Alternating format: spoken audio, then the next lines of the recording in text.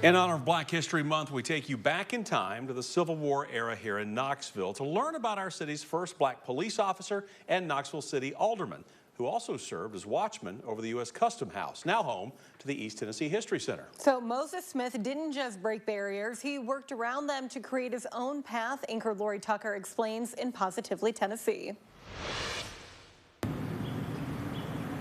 It's hard to make out the weathered epitaph on his tombstone at Oddfellows Cemetery in East Knoxville. Moses Smith's grave is one of 6,000 in one of our city's first dedicated African-American burial grounds.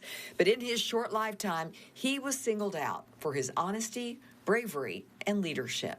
This is a portion of the original floor of the Customs House, so this would have been the floor he walked on. We traced the steps of Moses Smith when he was watchman at the U.S. Custom House and Post Office, now the East Tennessee History Center, with a woman who has studied him extensively.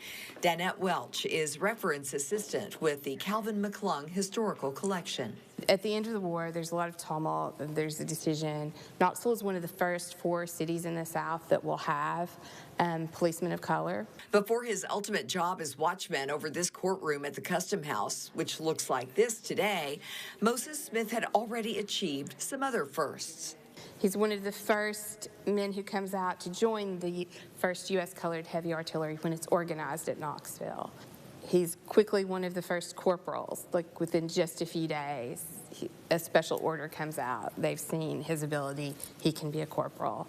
And he achieved the rank of sergeant, the highest rank a black man could attain in his military group.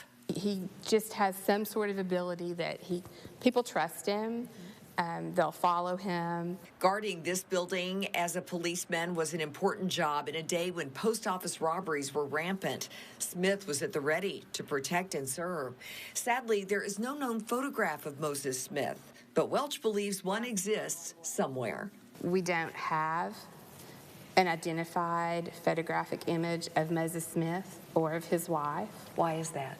We don't know. I mean, pictures survive with some of the family. Is it just because nothing that old survived? Did they lose them in moves? Was there a fire? He seems like a man who would have had his image taken. He would have wanted that. Going back to his final resting place, we share another moment, marking a life well lived.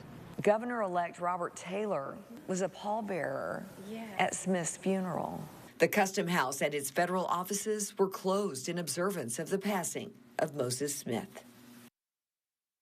Amazing story there. Now, Smith died of an apparent heart attack while on the job. Newspapers at the time described him as Knoxville's most beloved and respected black person. An important figure in Knoxville's history, no doubt. Well, as we continue to mark Black History Month, we wanted to tell you about a 30-minute special we're going to bring you later in the month, honoring Black history, sharing our stories. It's coming up February 23rd at 5:30. You'll see it right here on WATE 6 on your side.